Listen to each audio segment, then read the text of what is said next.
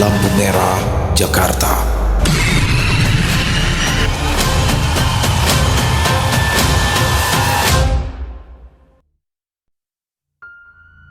Jakarta, sekitaran tahun 1997.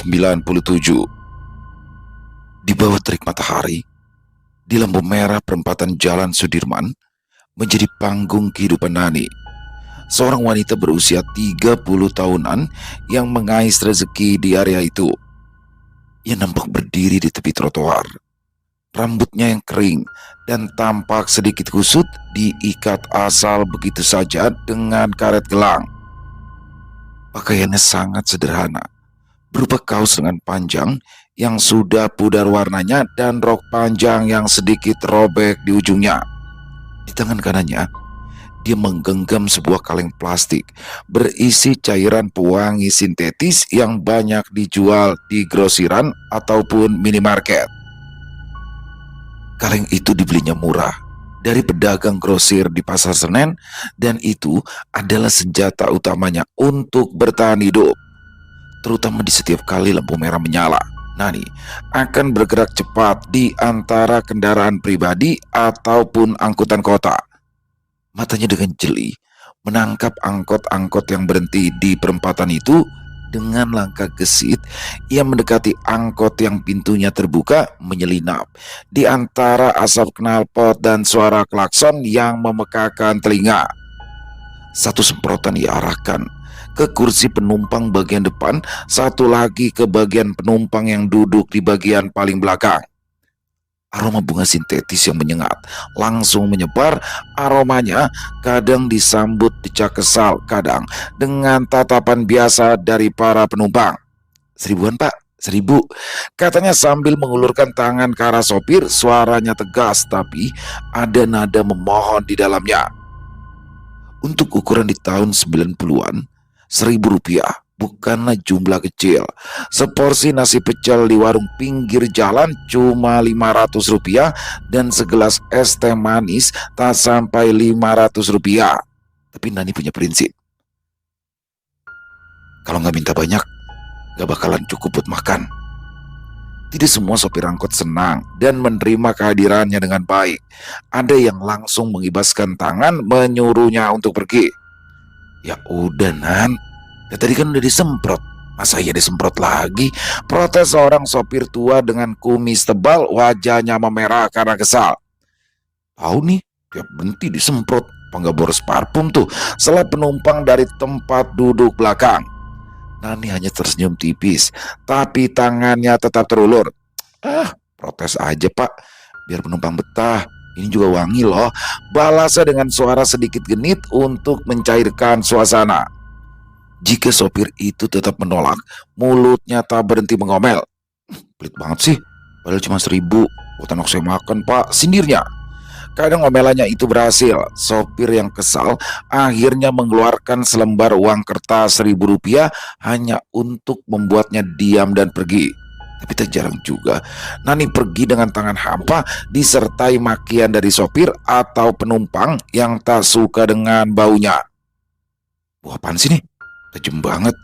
Bahaya loh ini buat kesehatan," keluh seorang penumpang yang buru-buru menutup hidung dengan ujung bajunya. Meski begitu, ada juga penumpang yang menyukai aroma pewanginya, terutama mereka yang biasa memakai pewangi serupa di rumah mereka. Jadi merasa nyaman, bahkan kadang tulus memuji. "Wah, wangi bunga nih. Enak. Dari tadi bau ketek di sini tajam banget," kata seorang ibu-ibu yang duduk di bangku belakang sinis sambil tersenyum ramah dan matanya mendelik ke seorang penumpang yang terlihat lumayan dekil dan menebarkan bau menyengat. Nani hanya mengangguk, tapi hatinya sedikit lega. Setidaknya ada juga orang yang menghargai usahanya. Hari itu, seperti biasa, Nani sudah berkeliling ke belasan angkot sejak pagi. Dompet kain kecil di pinggangnya mulai penuh dengan uang kertas ribuan dan koin-koin receh. Di sela-sela kesibukannya itu, ia sesekali melirik ke arah para pengamen yang memainkan gitar dengan nada sumbang atau penjual asongan yang menjajakan koran dan permen. Mereka semua adalah saingannya di lampu merah ini, berebut perhatian dan recehan dari para penumpang. Tapi Nani di sini punya keunggulan, wanginya. Ia tahu tak semua orang bisa menolak aroma wangi meski kadang baunya terlalu kuat. Dia juga tahu caranya ini bukanlah pekerjaan yang mulia di mata orang lain. Terkadang juga ia merasa malu, tapi apalagi yang bisa ia lakukan? Suaminya pergi entah kemana 3 tahun yang lalu, meninggalkannya dengan 2 anak kecil yang harus diberi makan setiap harinya. Pekerjaan ini, meskipun penuh cercaan, adalah satu-satunya cara bagi Nani untuk bertahan hidup. Sore itu, matahari mulai condong ke arah barat dan situasi lampu merah masih ramai. Nani baru saja menyemprotkan pewanginya ke sebuah angkot tua berwarna hijau. Sopirnya adalah seorang pria muda dengan rambut gondrong, memandangnya dengan tatapan sinis. Ya elah, lagi-lagi lu Nanan. Ini udah yang ketiga kalinya nih hari ini. Angkot gue udah baunya kayak toko parfum. Tapi Nani di sini tak peduli. Ya Allah bang, segitunya banget sih bang. Cuma 1.000-an doang bang, buat bantu biaya sekolah anak saya bang, katanya dengan suara sedikit memohon. Pria itu menggelengkan kepala, tapi akhirnya dia mengeluarkan juga selembar uang 1.000 dari saku celananya. Terakhir ini ya, besok-besoknya semprot lagi ah. Nani mengangguk, tapi dia tahu bahwa besok ia akan kembali lagi. Lampu merah ini adalah wilayahnya dan ia tidak punya tempat lain untuk mencari nafkah lagi. Saat dia berjalan menjauh dari angkot itu, sesuatu membuatnya berhenti. Di ujung trotoar, di bawah pohon mahoni yang rindang, dia melihat seorang wanita sedang berdiri mematung. Wanita itu mengenakan baju compang-camping, wajahnya pucat dan rambutnya yang panjang menutupi sebagian besar wajahnya. Nani merasa ada yang aneh. Wanita itu tidak bergerak, hanya menatap lurus ke arahnya. Siapa itu ya? Gumam Nani dalam hatinya. Ia mencoba mengabaikan perasaan tak nyaman yang tiba-tiba saja muncul di dadanya. Mungkin itu hanyalah seorang pengemis baru, pikirnya. Tapi ada sesuatu di tatapan wanita itu yang membuat bulu kuduknya berdiri. Akhirnya Nani memutuskan untuk mendekati wanita itu. Botol pewanginya masih di tangan. Mbak, mbaknya ngapain berdiri di situ? Mau nyanyi apa mau jualan? Tanyanya mencoba bersikap ramah. Wanita itu tidak menjawab. Dia hanya mengangkat kepalanya perlahan. Dan untuk pertama kalinya Nani bisa melihat wajahnya dengan jelas. Matanya kosong seperti 2 lubang hitam tanpa cahaya. Bibirnya melengkung, membentuk senyuman yang mengerikan, hampir tak manusiawi. Wangi, terlalu wangi. Suara wanita itu serak seperti berbisik dari dalam sumur. Nani mundur selangkah, jantungnya berguncang. Maksudnya apaan ya? Tanyanya. Suaranya bergetar, tapi wanita itu tak menjawab lagi. Ia hanya terus menatap Nani. Senyumannya semakin lebar sebelum tubuhnya seolah-olah memudar, menyatu dengan bayang-bayang pohon mahoni. Dalam sekejap sosok itu lenyap. Nani terpaku. Tangannya gemetar memegang botol pewangi. Ia mencoba menenangkan diri, meyakinkan bahwa tadi itu hanyalah halusinasi karena faktor kelelahan. Tapi aroma di udara tiba-tiba saja berubah. Bukan lagi wangi bunga sintetis yang biasa ia semprotkan, melainkan sesuatu yang lain, bau tanah basah, seperti aroma makam yang baru saja digali. Malam itu, Nani pulang ke rumah kontrakan kecilnya di pinggiran Jakarta dengan perasaan tak menentu. Anak-anaknya, Rina dan Budi, menyambutnya dengan ceria, meminta cerita tentang hari itu. Nani pun berusaha tersenyum, tapi pikirannya masih terpaku pada sosok wanita aneh di lampu merah tadi. Ia tidak tahu mengapa, tapi ia merasa jika sesuatu yang buruk akan segera terjadi. Di kamarnya yang sempit, ia menyimpan botol pewangi di atas meja kecil. Cahaya lampu neon yang redup membuat bayangan botol itu tampak aneh, seperti ada sesuatu yang bergerak di dalamnya. Nani menggelengkan kepala, mencoba untuk mengusir pikiran buruknya. Mungkin aku cuma capek, gumamnya. Tapi saat dia memejamkan mata malam itu, dia mendengar suara samar seperti bisikan yang datangnya dari sudut kamar. Wangi, terlalu wangi. Nani terbangun dengan keringat dingin. Kamarnya masih gelap, tapi dia yakin ada seseorang yang sedang berdiri di sudut ruangan. Ia menyalakan lampu, tapi tak ada siapa-siapa. Hanya botol pewanginya yang masih berdiri di atas meja seolah menatapnya dalam diam. Keesokan harinya, siang itu, matahari Jakarta terasa lebih menyengat daripada biasanya. Nani berjalan menuju warteg kecil di dekat lampu merah Jalan Sudirman, tempat ia biasa makan siang. Bau asap knalpot dan debu jalanan masih menempel di pakaiannya, bercampur dengan aroma pewangi sintetis yang selalu ia bawa kemanapun ia berada. Botol plastik berwarna kuning itu kini tergantung di pinggangnya, diikat dengan tali kain agar tidak mudah jatuh saat ia berlarian mengejar angkot. Warteg itu sederhana, dengan meja-meja kayu yang sudah usang dan bangku plastik yang sedikit goyang. Di sudut ruangan, sebuah kipas angin tua berderit pelan, mencoba sia-sia melawan panas yang menyesakan. Nani memesan seporsi nasi dengan sayur kol dan tempe goreng, makanan favoritnya yang murah tapi cukup mengenyangkan. Ia duduk di meja kecil dekat jendela, berusaha menikmati makan siangnya sambil mengistirahatkan kakinya yang mulai pegal. Di meja sebelah, seorang pria parubaya dengan kopiah putih duduk bersama seorang anak laki-laki yang tampak berusia belasan tahun.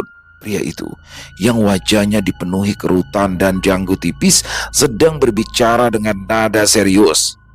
Anak itu, yang mengenakan kaos lusuh dan celana pendek, hanya menunduk, memainkan sendok di piringnya. Nani tanpa sengaja mendengar percakapan mereka, tapi kata-kata dari pria itu langsung menarik perhatiannya.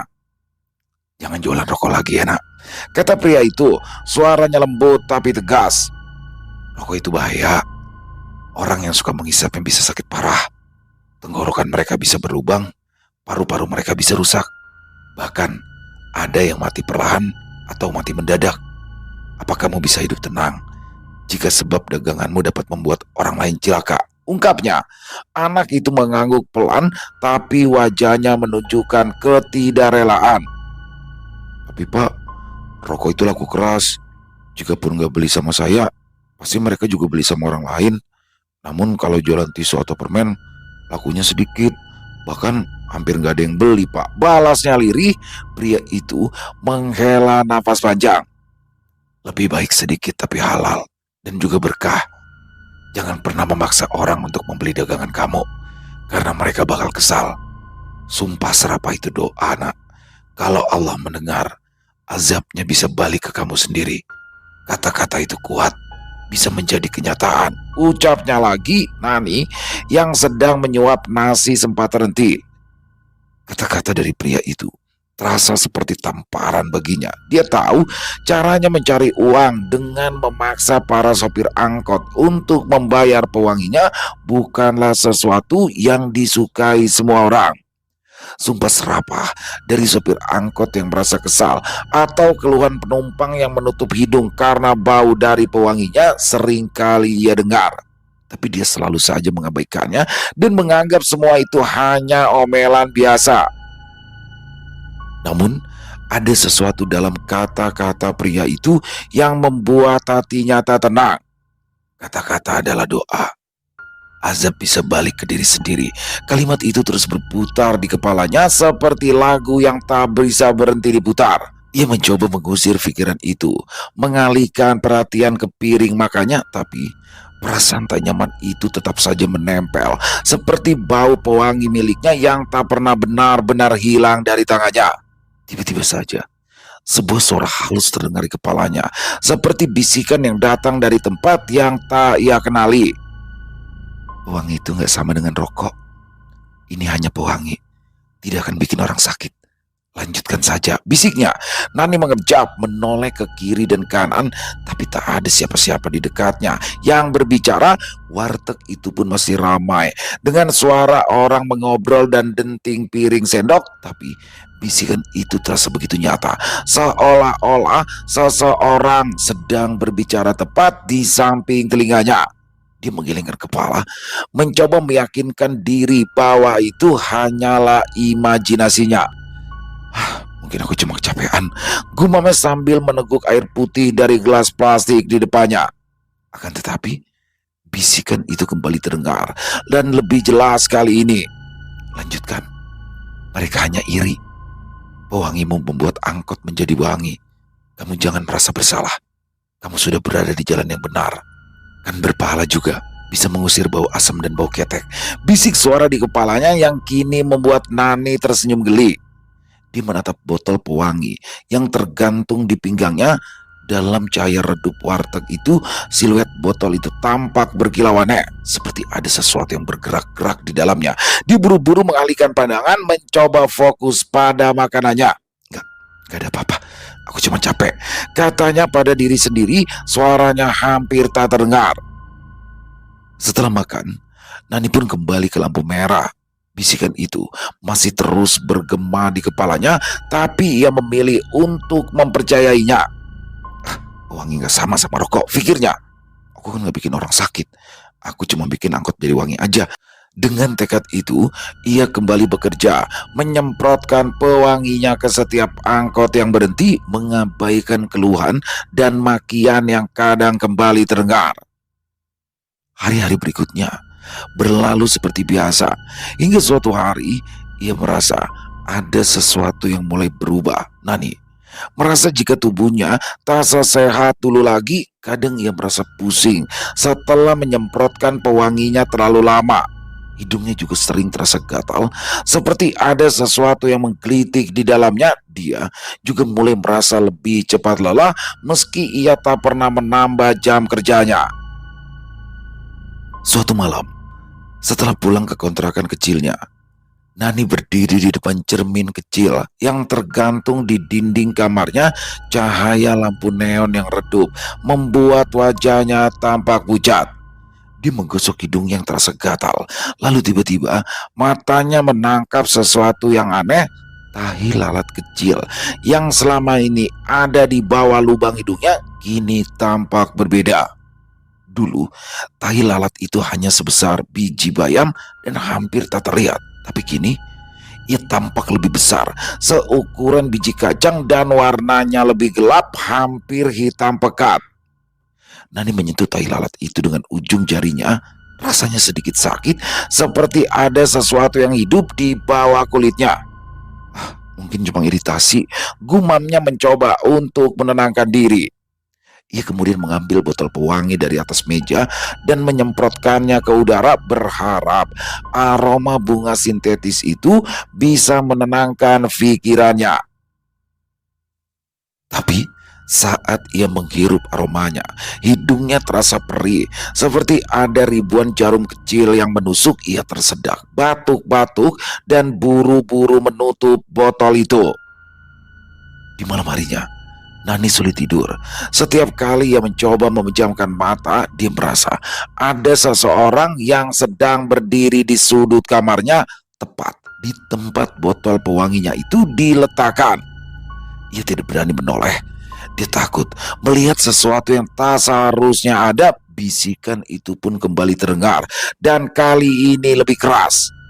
Lanjutkan, jangan berhenti. Wangi itu tidak berdosa, terornya. Nani menarik selimut hingga menutupi wajahnya, berusaha mengabaikan suara itu. Tapi semakin ia mencoba melupakannya, semakin jelas suara itu terdengar, seperti ada seseorang yang berbisik tepat di samping telinganya. Keesokan harinya, Nani kembali ke lampu merah. Dengan perasaan yang semakin tak karuan, ia mencoba fokus pada pekerjaannya. Tapi Setiap kali ia menyemprotkan pewanginya, hidungnya kini terasa semakin perih. Tai lalat yang ada di bawah hidungnya juga mulai terasa gatal, bahkan kadang terasa seperti ada yang berdenyut. Dia mulai memperhatikan bahwa beberapa penumpang yang menghirup pewangi miliknya juga terbatuk-batuk, wajah mereka memerah seperti sedang tersedak. Nan, ini parfum apaan sih? Kok baunya bau kimia banget dah? Keluh seorang sopir angkot sambil mengibaskan tangan di depan wajahnya. Nani hanya tersenyum kecut. Biasa aja pak, kan biar wangi angkotnya, jawabnya. Tapi kini suaranya tak seyakin biasanya. Sore itu, saat dia sedang menyemprotkan pewangi ke sebuah angkot, ia kembali melihat sosok yang sama seperti sosok yang beberapa hari lalu ia temui. Wanita compang-camping itu berdiri di bawah pohon mahoni, wajahnya tersembunyi di balik rambut panjangnya yang kusut. Kali ini, sosok wanita itu tampak lebih jelas, kulitnya pucat seperti kapur dan matanya dua lubang hitam yang tak berkedip menatap lurus ke arah Nani. Wangi, teruslah membuat wangi, bisik wanita itu, suaranya serak dan dingin seperti angin yang bertiup dari dalam kubur. Nani menjatuhkan botol pewanginya. Bunyi botol kaleng yang jatuh bergema ketika menyentuh aspal. Penumpang di angkot memandanginya dengan heran. Tapi Nani tak peduli. Ia berlari menjauh dari lampu merah. Jantungnya terasa berdegup dengan kencang.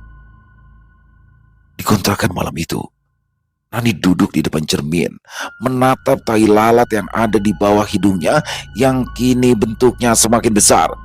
Dia tak tahu apa yang sedang terjadi, tapi dia juga mulai merasa bahwa pewanginya, pekerjaannya, dan sosok wanita misterius aneh itu memiliki kaitan yang tak bisa ia pahami. Bahkan bisikan di kepalanya juga kini semakin keras, memerintahkannya untuk terus menyemprotkan pewangi itu, terus bekerja dan terus menyebarkan wangi itu. Tapi di lubuk hatinya, Nani tahu ada yang salah, dan tai lalat itu yang kini terasa seperti makhluk hidup di wajahnya adalah pertanda bahwa sesuatu yang mengerikan sedang mendekat. Malam itu, Nani tiba-tiba terbangun dari tidurnya dengan teriakan yang tercekat di tenggorokannya. Tubuhnya basah kuyup oleh keringat, nafasnya tersengal lebat seolah baru saja berlari dari kejaran sesuatu yang mengerikan. Dia mengalami mimpi buruk. Di dalam mimpinya, dia melihat wanita compang-camping itu lagi berdiri di ujung lampu merah dengan wajah pucat dan tatapan yang kosong. Wanita itu memegang botol pewangi milik Nani dan menyemprotkannya ke udara hingga kabut kuning menyelimuti segalanya. Tapi yang keluar bukan lagi aroma bunga sintetis seperti biasa, melainkan bau bangkai seperti daging yang membusuk. Wanita misterius itu tersenyum, bibirnya melebar hingga hampir robek dan berkata, "Wangi, terlalu wangi. Sekarang jadi milikku." Nani terduduk di atas ranjang sempitnya, tangannya gemetar meraba wajahnya. Tai lalat yang ada di bawah lubang hidungnya kini terasa berdenyut seperti ada sesuatu yang hidup di dalamnya. Dia menyalakan lampu neon di kamar kontrakannya yang sempit, berharap cahaya itu bisa mengusir kegelapan yang seolah menekan dadanya. Tapi bayangan di sudut kamar tetap ada, seperti siluet samar yang mengintip dari balik botol pewanginya di atas meja. "Rina, Budi," panggil dengan suara serak, berharap jika kehadiran dari anak-anaknya bisa menenangkan hatinya. Tapi kedua anaknya itu masih tertidur pulas di kasur tipis di lantai. Nani memaksakan diri untuk menutup mata lagi, tapi setiap kali kelopak matanya akan terpejam, dia merasa jika wanita itu masih berada di sana dan berbisik di telinganya, "Lanjutkan, jangan berhenti. Semprotkan terus," ucapnya dengan suara yang serak dan berat. Begitu Nani bangun dengan kepala yang terasa seperti dihantam palu. Rasa sakitnya begitu hebat, seolah ada ribuan jarum yang sedang menusuk-nusuk tengkorak kepalanya. Dia menjambak rambutnya sendiri, berharap jika tindakannya itu bisa meredakan nyeri yang terasa membakar. Ya Tuhan, apa ini? Gumamnya, suaranya penuh keputusasaan. Dia meraba, tai lalat di bawah hidungnya dan jantungnya hampir berhenti. Tai lalat itu kini sudah berubah menjadi sebesar kelereng, keras dan berdenyut, hampir menutupi salah satu lubang hidungnya. Permukaannya dirabanya kasar, rasanya kasar seperti kulit yang membengkak, memerah dan dipenuhi urat-urat kecil yang bergerak-gerak. Rina, Rina, panggilnya dengan suara yang hampir pecah. Rina, putrinya yang berusia 10 tahun itu berdiri, wajahnya penuh kekhawatiran kala melihat ibunya yang tampak sedang kesakitan. Rin, cepat pergi ke warung sebelah, beliin ibu obat sakit kepala, perintahnya. Rina segera berlari keluar tanpa bertanya lagi. Sementara itu Nani, ia kembali meringkuk di atas ranjang, menahan rasa sakit yang terasa semakin menjadi-jadi. Budi, anak bungsunya, hanya bisa menatap dengan mata besar penuh ketakutan. "Bu, ibu kenapa?" tanyanya lirih. Nani tak bisa menjawab. Ia hanya menggelengkan kepala, mencoba menahan air mata yang mulai menggenang. Ketika Rina kembali dengan sebungkus obat pereda nyeri, Nani langsung menelannya dengan air dari teko plastik. Tapi sayang, obat itu hanya meredakan sakitnya untuk beberapa jam saja. Tapi begitu efek obat hilang, rasa sakit itu kembali menyerang seperti badai, lebih ganas dari sebelumnya. Dia merasa seperti ada sesuatu yang sedang merayap di dalam kepalanya dan menggerogotinya dari dalam. Hari itu, Nani memutuskan untuk tidak pergi ke lampu merah. Tubuhnya terlalu lemah dan demam yang tiba-tiba menyerang membuat tubuhnya menggigil. Dia hanya bisa berbaring di atas ranjang, menatap langit-langit rumahnya yang penuh dengan noda jamur. Botol pewanginya masih ada di atas meja, tapi setiap kali dia melirik ke arahnya, Nani merasa ada sesuatu yang salah. Dia melihat seperti ada bayangan yang sedang berputar-putar di dalamnya. Sore itu, dengan sisa-sisa tenaga yang ia miliki, Nani meminta Rina anaknya untuk memapanya menuju ke rumah bidan yang ada di ujung gang. Bidan Wulan, seorang wanita parubaya yang dikenal sangat baik hati, memeriksanya dengan cermat. Ketika dia melihat tai lalat yang berada di wajah Nani, wajahnya langsung berubah. "Nani, sepertinya ini bukan tai lalat biasa," katanya dengan nada serius. "Ini sudah seperti tumor. Saran saya kamu itu harus segera pergi ke dokter, cek darah, dan periksa ini secepatnya. Karena kalau dibiarkan begitu saja, akan bisa bahaya nantinya," tuturnya lemah lembut. Nani hanya mengangguk lemas, tapi di dalam hatinya ia menolak. Pergi ke dokter, itu berarti akan ada biaya besar yang keluar dan dia tahu tabungannya tak akan cukup. "Ini cuma tai lalat biasa kok, Bu," gumamnya mencoba meyakinkan diri sendiri. "Mungkin karena iritasi, karena kemarin saya garuk-garuk karena terasa gatal." Hiburnya lebih pada diri sendiri. Tapi Bidan Wulan menggelengkan kepala. "Nani, ini bukan iritasi biasa. Tumor ini akan bisa menjadi lebih ganas. Kalau sampai pecah, itu akan bisa merusak hidung dan juga bibirmu. Bahkan bisa lebih parah lagi nantinya." Nasihatnya lagi, Bidan Wulan memberikan beberapa obat pereda nyeri dan meminta Nani untuk segera mengecekkan diri ke rumah sakit. Tapi Nani hanya tersenyum pahit. Nanti saya pikirkan lagi ya, Bu Bidan. Makasih, Bu." Dalam perjalanan pulang, Nani merasakan bisikan itu datang kembali. "Jangan dengarkan mereka. Lanjutkan saja. Wangi itu milikmu." Kini suara itu terdengar lebih kuat, lebih mendesak, seolah memerintahkannya untuk mengabaikan semua peringatan itu. Nani mencoba menutup telinganya, tapi suara itu seperti berasal dari dalam kepalanya sendiri dan tak bisa dihentikan. Di malam harinya, Nani tak bisa tidur. Rasa sakit yang ada di kepalanya semakin parah saja dan tai lalat atau tumor kata Bu Bidan yang ada di atas bibirnya kini terasa seperti makhluk hidup yang terus bergerak-gerak di bawah kulit wajahnya. Dia meraba wajahnya sekali lagi dan kali ini ia merasa ada sesuatu yang lebih mengerikan. Tai lalat atau tumor itu kini tak hanya membesar, tapi juga terasa mulai lunak dan lembek seperti balon air yang siap pecah. Setiap kali ia mencoba untuk menyentuhnya, rasa sakit yang tajam menyambar hingga ke tulang-tulang wajahnya. Tapi alih-alih takut, Nani mulai memikirkan sesuatu yang lain. Ya, Nani teringat akan kata-kata dari lelaki di warteg itu tentang sumpah serapah yang akan menjadi doa buruk. Jika orang-orang di lampu merah sering memakinya, mungkin tumor ini adalah cara untuk membalikan keadaan. Kalau mereka lihat wajahku begini, pasti mereka akan kasihan, pikirnya. Dan mereka pasti akan mau kasih aku uang yang lebih banyak, gumamnya lagi.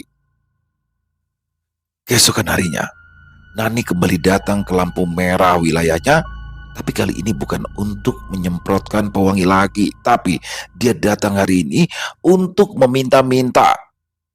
Berbekal sebuah kaleng bekas tempat roti dengan tumor besar yang kini hampir menutupi hidungnya, dia berjalan dari satu angkot ke angkot lain menunjukkan wajahnya yang terlihat mengerikan kepada para penumpang angkot.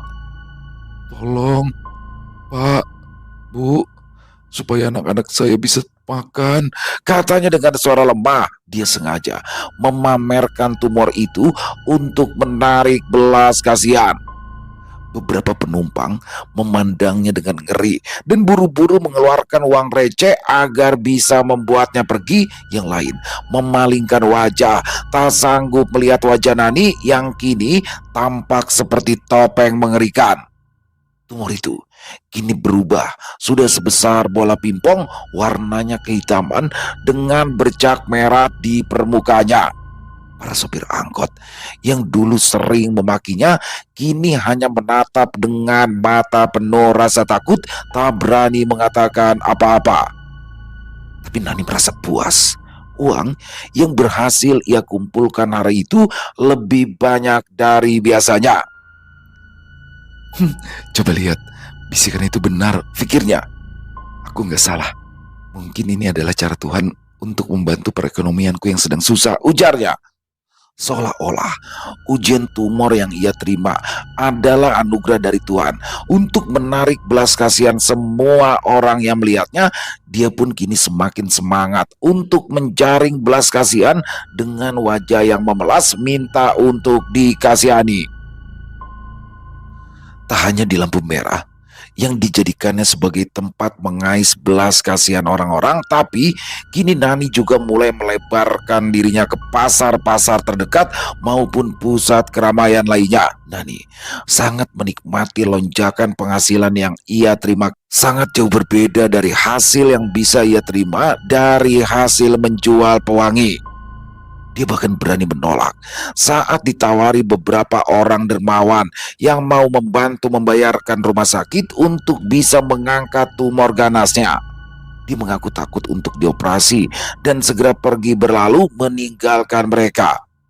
Di dalam lubuk hatinya, dia tahu ada sesuatu yang salah dengan tindakannya. Di luar ekspektasi manusia normal, kini setiap malam tumor itu terasa semakin berat, seperti menarik-narik wajahnya ke arah bawah. Dan bisikan itu yang kini terdengar seperti suara wanita compang-camping itu semakin sering saja muncul, memerintahkannya untuk terus meminta-minta, terus memamerkan tumor ganas itu.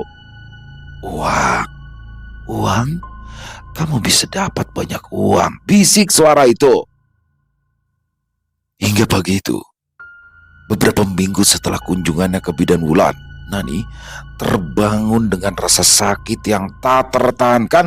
Ia meraba wajahnya dan tangannya langsung basah oleh sesuatu yang terasa lengket. Dia berlari ke arah cermin dan apa yang dia lihat membuatnya menjerit dengan keras. Ya, tumor itu telah pecah, meninggalkan luka mengerikan yang membentang dari hidung hingga bibirnya. Darah bercampur nanah mengalir dengan deras, menetes ke lantai kontrakan yang dingin. Wajahnya kini tampak seperti robek. Kulit di sekitar tumor itu mengelupas seperti kertas yang dibakar. Rina dan Budi anaknya yang terbangun karena jeritan dari ibunya hanya bisa menatap dengan mata penuh kengerian. "Ibu, ibu kenapa?" teriak Rina berlari mendekati ibunya, tapi Nani segera mendorongnya agar menjauh. Dia tidak ingin anak-anaknya melihat wajahnya yang kini telah hancur. Di sudut kamar, botol pewangi itu masih berdiri di atas meja. Dalam kepanikan, Nani meraih botol itu dan melemparkannya ke dinding. Botol itu mengeluarkan suara berdentang.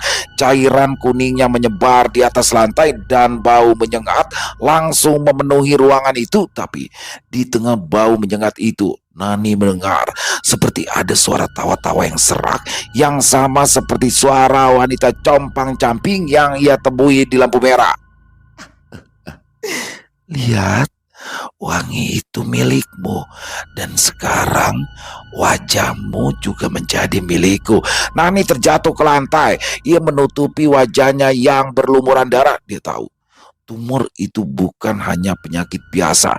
Itu adalah azab, hukuman atas sumpah serapah yang ia abaikan, atas pewangi yang ia paksa untuk dibeli ke orang-orang, atas bisikan yang ia dengarkan tanpa bertanya. Dan sosok wanita itu, sosok yang selalu mengintainya, kini merasa lebih dekat dari sebelumnya, seolah berdiri tepat di belakangnya, menunggu untuk mengambil apa yang tersisa darinya. Beberapa minggu setelah itu, Nani akhirnya mengembuskan nafas terakhirnya. Karena keterbatasan biaya saat itu, selama sakit, Nani hanya dirawat seadanya di rumah dengan anak sulungnya Rina. Sebenarnya itu bukan dirawat, tapi hanya untuk menunggu waktu saja. Karena apa yang bisa dilakukan oleh anak berumur 10 tahun seperti Rina? Di tengah kondisinya yang semakin memburuk, Nani sempat bercerita tentang semua keanehan-keanehan yang ia rasakan akhir-akhir ini kepada anaknya. Rina pun hanya bisa mendengarkan ucapan dari ibunya tanpa berkata-kata, hanya air mata yang terus mengalir melihat kondisi ibunya yang semakin lemah.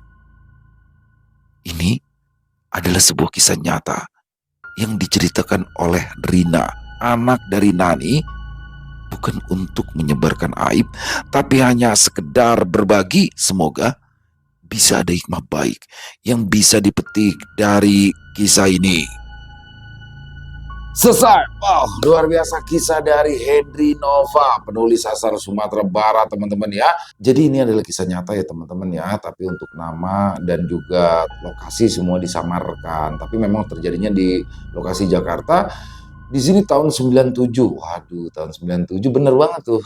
Dulu tahun 97 itu ya mungkin harga makan di warteg 1000 itu udah bisa makan di warteg tuh. 1000 itu udah bisa makan, tapi standar ya.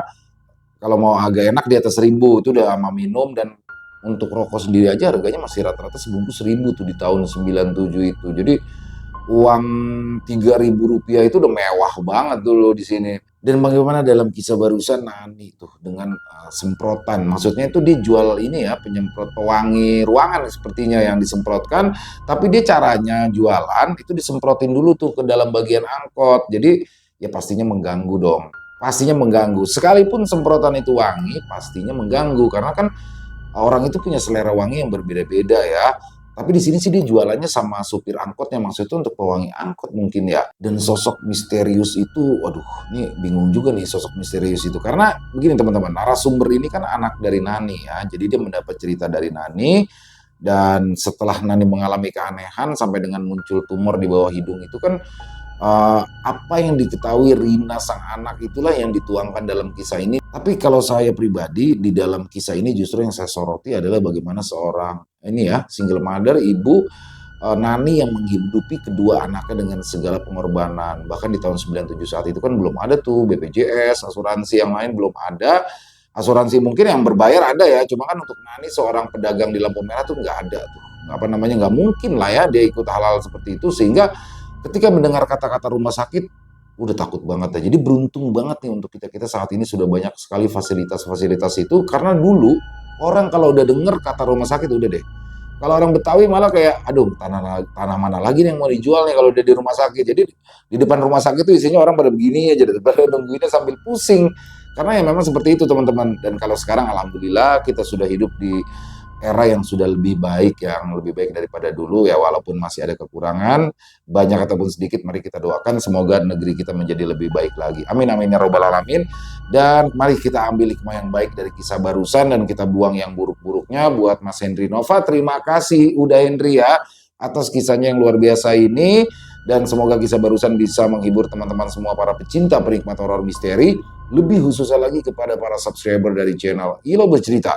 Buat teman-teman yang suka dengan videonya, bisa diklik tombol like-nya, tombol jempolnya, boleh juga dibantu di-share ya link videonya ini ke teman-teman yang lain, agar juga ikut merasa terhibur. Dan buat teman-teman yang belum subscribe channel Ilo Bercerita, ayo dong diklik dulu tombol subscribe-nya, jangan lupa lonceng notifikasinya dinyalakan, agar teman-teman selalu mendapatkan notifikasi dari konten-konten yang akan kami upload selanjutnya. Di akhir kata, saya Ilo mengucapkan permohonan maaf apabila mungkin dalam pembawaan kisahnya barusan ada kata-kata saya yang salah ataupun ada kata-kata saya mungkin yang kurang berkenan. Saya mohon dibukakan pintu maaf yang seluas-luasnya. Sampai berjumpa lagi di konten-konten kami selanjutnya. Salam sehat sukses selalu untuk kita semua. Wassalamualaikum warahmatullahi wabarakatuh.